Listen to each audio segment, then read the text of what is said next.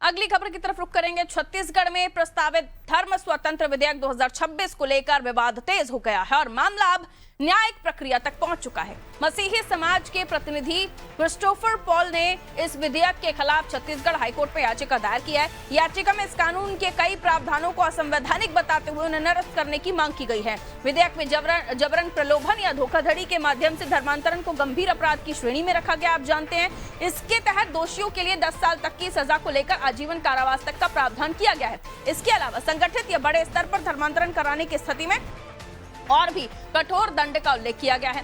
राज्य सरकार का कहना है कि ये कानून किसी भी धर्म के विरुद्ध नहीं है, बल्कि केवल अवैध और धोखाधड़ी के लिए किए जाने वाले धर्मांतरण पर रोक लगाने के उद्देश्य से लाया गया है। याचिकाकर्ता क्रिस्टोफर पॉल का ये कहना है कि कानून संविधान के अनुच्छेद 25 के तहत मिले धार्मिक स्वतंत्रता के मौलिक अधिकार का उल्लंघन करता है। उनका तर्क है कि कानून की परिभाषा स्पष्ट नहीं है, जिससे इसके दुरुपयोग और मनमानी कार्रवाई की आशंका बढ़ जाती है। साथ ही व्यक्तिगत निजता और आस्था की स्वतंत्रता में हस्तक्षेप करेगा। फिलहाल ये याचिका हाईकोर्ट में विचाराधीन और मामले की सुनवाई के लिए अभी कोई तारीख निर्धारित नहीं है।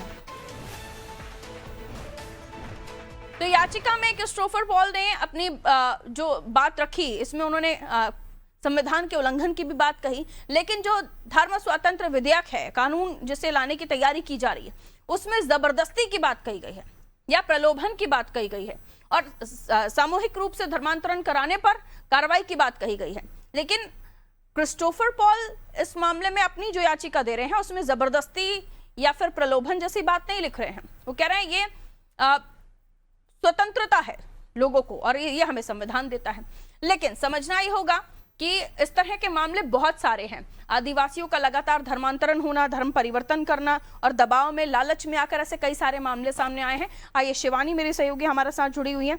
शिवानी, धर्मांतरण और धार्मिक स्वतंत्रता के बीच एक महीन लाइन है और ये कानून उसी चीज को बताता है। लेकिन क्रिस्टोफर पॉल ने जो याचिका दायर की है उसके मुताबिक वो चाहते हैं कि कोई भी अगर अपना धर्म परिवर्तन करे तो ये उसकी आजादी है, बिल्कुल आजादी है। लेकिन जो कानून कहता है कि कोई जबरदस्ती करवाता है, किसी तरह का लालच, लोभ या दबाव डालकर करवाता है, वो गलत है, उस पर कार्रवाई होगी। इसमें क्रिस्टोफर पॉल ने अपनी जो याचिका दाखिल की है उसमें ऐसी बात तो लिखी नहीं है। अब कोर्ट में हालांकि हियरिंग होगी, आगे देखना होगा क्या होगा। पूरे मामले पर अब किस तरह का माहौल है? जी बिल्कुल, ये जो विधेयक है, जो ये 19 मार्च को ये पारित किया गया था और ये पारित करने के बाद जो मसीही समाज के जो लोग हैं इसे काला कानून भी कहा था और इस काला कानून के साथ साथ उन्होंने ये भी कहा था कि इस मांग को खारिज करने की ये भी मांग भी की थी। और साथ ही अब ये जो क्रिस्टोफर पॉल है वो अब ये हाई कोर्ट भी जा चुके हैं और हाई कोर्ट में जाकर अपना जो याचिका है वो दायर कर रहे हैं। और इसमें साथ ही मैं आपको ये भी बता दूं कि जो कानून है, इसे उल्लंघन करने पर जो भी उल्लंघन करता है उसको कड़ी से कड़ी सजा देने की मांग, जो कड़ी से कड़ी सजा दे भी रहे हैं। और साथ ही हाई कोर्ट का ये पहले से पारित किया गया है कि अगर जो भी ओबीसी, एसटी, एससी या फिर नाबालिग बच्चे हैं उन्हें जबरदस्ती धर्म परिवर्तन किया जाएगा तो उसे 10 साल की सजा भी दी जाएगी और साथ ही 5 लाख का जुर्माना भी भरना होगा।